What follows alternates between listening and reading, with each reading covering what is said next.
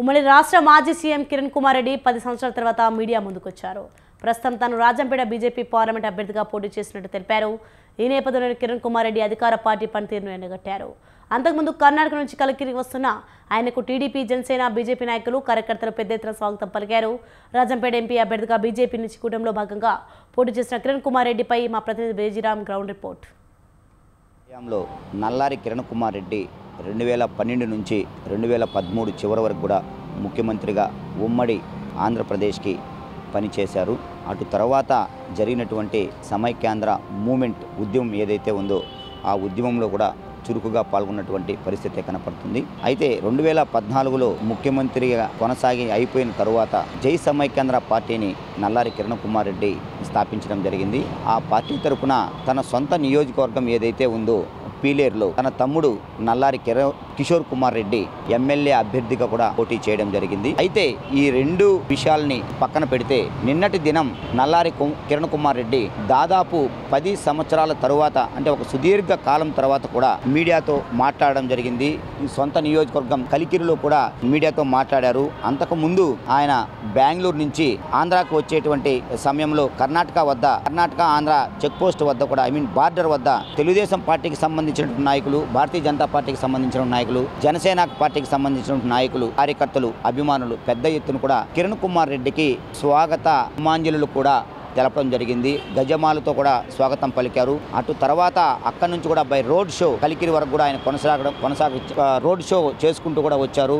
మదనంపల్లి, వాల్మీకిపురం, వాయిల్పాడు తదితర ప్రాంతాల్లో కూడా స్థానికుడు కిరణ్ కుమార్ రెడ్డి కావడంతో పెద్ద ఎత్తున అక్కడున్నటువంటి మహిళలు కావచ్చు, అభిమానులు కావచ్చు, ఆ స్థానికులందరూ కూడా కిరణ్ కుమార్ రెడ్డికి పెద్ద ఎత్తున స్వాగతం పలికే స్వాగత తోరణాలు కూడా ఏర్పాటు చేసి స్వాగతం పలికినటువంటి పరిస్థితి కనపడుతుంది.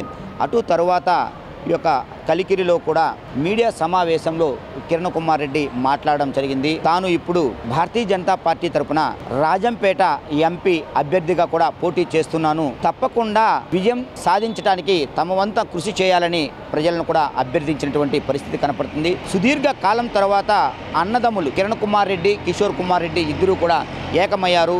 ఒకరినొకరు కరచాలనం చేసుకున్నారు. ఇద్దరూ కలిసి కూడా ఈ యొక్క మీడియా అంటే విలేకరుల సమావేశంలో మాట్లాడినటువంటి పరిస్థితి కనపడుతుంది. అంటే ఏది ఏమైనప్పటికీ జరగనున్నటువంటి 2024 సార్వత్రిక ఎన్నికలు ఏవైతే ఉన్నాయో ఈ ఎన్నికల్లో పూర్తిగా కూడా కూటమి అధికారంలోకి వస్తుందని చెప్పడం జరిగింది. అదేవిధంగా తాను అధికారం వచ్చిన తర్వాత ఏం చేయాలో చేసి చూపిస్తాననేటువంటిది ప్రజలకు వాగ్దానం కూడా చేయడం జరిగింది. అయితే ఈ నేపథ్యంలో మనం చూసుకున్నట్టయితే జరిగినటువంటి 5 ఏళ్ల పాలన ఏదైతే ఉందో పూర్తిగా కూడా ప్రజా వ్యతిరేక పాలనే జరిగింది. ఉన్నటువంటి రాజకీయ నాయకులు ఎవరైతే ఉన్నారో పూర్తిగా కూడా స్వలాభం చూసుకున్నారే కానీ ప్రజల లాభాపేక్షను ఎవరు కూడా చూడలేదనేటువంటి వ్యాఖ్యలు కిరణ్ కుమార్ రెడ్డి చేయడం జరిగింది. అదేవిధంగా ఓటర్లు చాలా అంటే రాజకీయ నాయకులకైనా చాలా తెలివైనవంతులు వారని, నగదుకు అదేవిధంగా ఈ యొక్క పారితోషకాలకు ఎవరు కూడా లొంగేటువంటి పరిస్థితి లేదనేటువంటి వ్యాఖ్యలు కూడా చేయడం జరిగింది.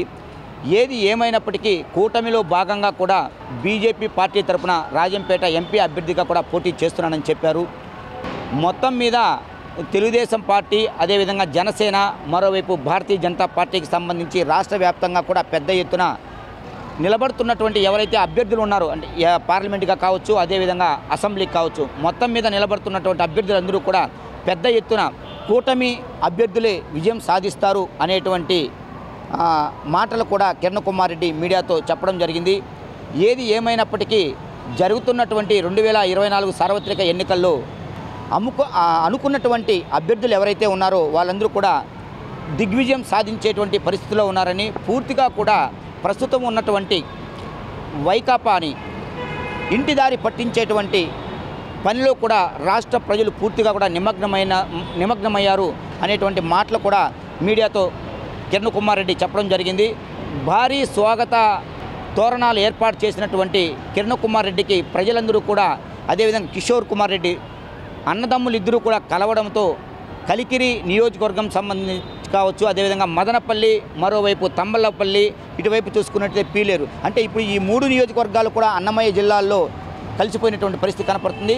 ఈ 3 నియోజకవర్గాలను కలిపి అదేవిధంగా రాజంపేట వరకు ఉన్నటువంటి అసెంబ్లీ స్థానాలు ఏవైతే ఉన్నాయో వీటన్నిటిని కూడా పూర్తిగా కూడా కైవసం చేసుకొని ఎంపీగా తిరిగి మీ ముందుకు వచ్చి ఇక ఎన్నోసార్లు మీకు అంటే ప్రజలకు అదేవిధంగా ప్రభుత్వానికి మధ్య మీడియా వారధిగా పనిచేస్తుందో ఆ మీడియాతో చాలా విషయాలు చర్చించేటువంటివి ఉన్నాయి. వీటన్నిటిని కూడా మీ ముందుకు తీసుకొస్తాననేటువంటి మాటలు కూడా కిరణ్ కుమార్ రెడ్డి చెప్పడం జరిగింది. అంటే ఈ ఇద్దరి అన్నదమ్ముల కలయిక కావచ్చు, మళ్ళీ ప్రత్యక్ష రాజకీయాల్లోకి కిరణ్ కుమార్ రెడ్డి రావడం కావచ్చు, ఈ మొత్తం మీద అక్కడ ఉన్నటువంటి నియోజకవర్గ ప్రజలు ఎవరైతే ఉన్నారో పూర్తిగా కూడా ఆ హర్షాతి రేఖల ద్వారా కూడా సంతోషాన్ని వ్యక్తపరిచినటువంటి పరిస్థితి కనపడుతుంది. ఇది ఇవాల్టి గ్రౌండ్ రిపోర్ట్. మరో గ్రౌండ్ రిపోర్ట్లో మళ్ళీ కలుసుకుందాం. కెమెరామెన్ లోకేష్తో జేజీరామ్, స్వతంత్ర టీవీ, కలికిరి.